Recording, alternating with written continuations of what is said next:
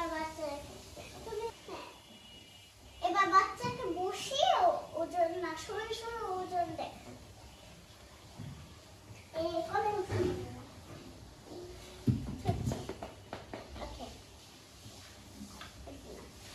এরকম চুল তো বড়